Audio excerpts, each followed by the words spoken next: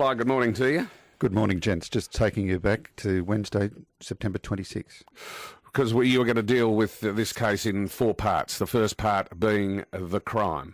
Let me say that hopefully police are very close to a breakthrough. What they have found is the image of a mystery man in the footage of Jill Meagher, the CCTV, and they are going through it virtually now, frame by frame. And the question is this person just a random, or is this person actually following her? Now, you broke that story last year, the crime. Well, we now know that indeed that was Bailey and he was following her. That was on the Wednesday. Homicide Squad took over the investigation on the Sunday. You remember the pressure that they were under. It was a high debate when we spoke about it of whether they would release it. As you know, they did. Probably an hour after they released it, they got Jill Meagher's phone records or phone movement and pinged it, which from Telstra or whatever authority it is. And they were then able to establish that she was in Sydney Road in the early hours of the Saturday, and then that phone went up the Tullamarine Freeway to Gisborne around 6. So then and then it stopped. So they then went and got all the records of people who'd gone up the Tulla Freeway. It was only about 300, and one was Bailey. Of course, they then checked his record. When they say it was Bailey, it was his number plate. It was his vehicle. Matched with him, yep. And after that, they then, of course, checked his phone, and it pinged identically. So that's when they knew. By Wednesday afternoon, they had a good idea. They went to the parole board, one of the officers, because they wanted him to come in, possibly to arrest him at that point. The parole people panicked and rang him and said, "You've got to come in, it's something urgent," which flagged him. Now, that didn't force police to go early, but they were worried he was going to get rid of the hoodie. I had read that the parole officer said that the police want to question you. It was words to the effect of, "We need to see you urgently." Right. Anyway, this in the end resulted in the police moving. They were happy to go at that point. And to give you an idea of the excitement, normally when you do an interview these days, there's only one officer. In a homicide matter, there's one officer, and it's a sort of relaxed type environment trying to get the suspect to talk. But there's normally a corroborator or somebody outside watching it on television so they can say, "Hey, you've missed a point, you should go back to this," or whatever. There were 20 people in that room, up to an assistant commissioner. That's how many people wanted to know what was going on. So that was how... They knew they had that man. Oh, of course. And of course, as you know, they found Jill's SIM card at his house, and that was the key bit of evidence. So that's number one. Number two is the issue of parole. We do understand it's... So issue 2, that was the crime. Issue 2, why it should never have happened. Well, it should never have happened, as we know, because Bailey was a serious offender and he had pleaded guilty to an assault in Geelong.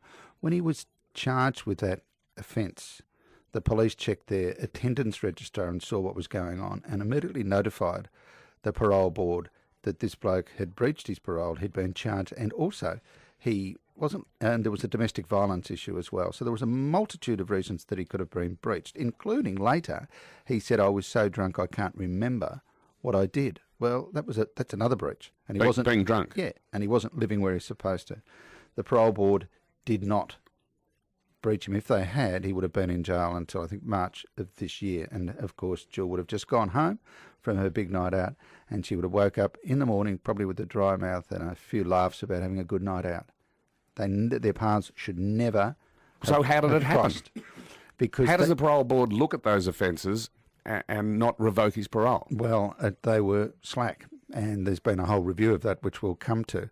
But the added point that when he pleaded guilty and was sentenced to 3 months and appealed that, and they still didn't breach him, even though he admitted... So his plea of guilty is a confession to having breached his parole? He hit that fellow so hard he broke his jaw and lifted him off the ground, and yet that was not considered sufficient violence to justify this man going back. It is a total tragedy which beggars belief.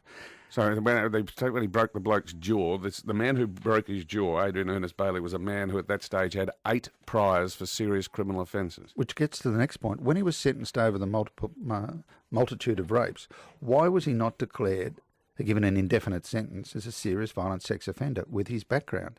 Surely he should have then not been given 11 years, but an indefinite sentence. So he would have had to prove that he'd reformed before he was released. He has a habit of pleading guilty to try and get the lowest sentence possible. Yesterday, his lawyer, doing what he had to do, went to the court and said, my client has shown real remorse. What nonsense. What happened is that he committed this cold-blooded crime. He then proceeded to cover his tracks as best he could, buried the body, cleaned the car, did everything he possibly could to indicate that he didn't do it. When he was finally interviewed, he denied it until he was confronted with a SIM card. And when the evidence was overwhelming, he cried for himself, not for her. Then he pleads not guilty, trying to force a manslaughter charge.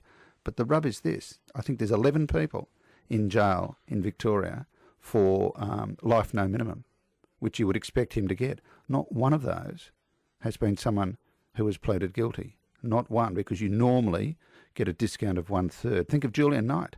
Sorry, are you attempting to flag to us that Adrian Ernest Bailey, when sentenced, will not get a sentence of life with no minimum because he's pleaded guilty? I'm saying it will create legal precedent if it does. In the case of Frankston... Can you imagine the public outrage if he does not receive life with no minimum? Well, in the Frankston serial killer case, Paul Charles Denyer, he pleaded guilty to 3 murders. Justice Vincent gave him life no minimum, and that was rolled on appeal. And he did get a minimum, taking into account his age. There's 11 people in there, not one has pleaded guilty. Julian Knight's another one. So he will get a massive whack, and it may well be a legal first. Let's hope so. Okay, stay with us.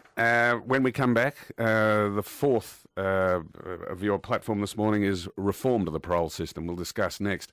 And people should look at your article, page 3 of The Age today. It's brilliant. Righto, parole reforms. Well, the Jill Meagher case shook the government to its core, and it has embarked on a series of reforms. It's had Kieran Walsh come in on the board.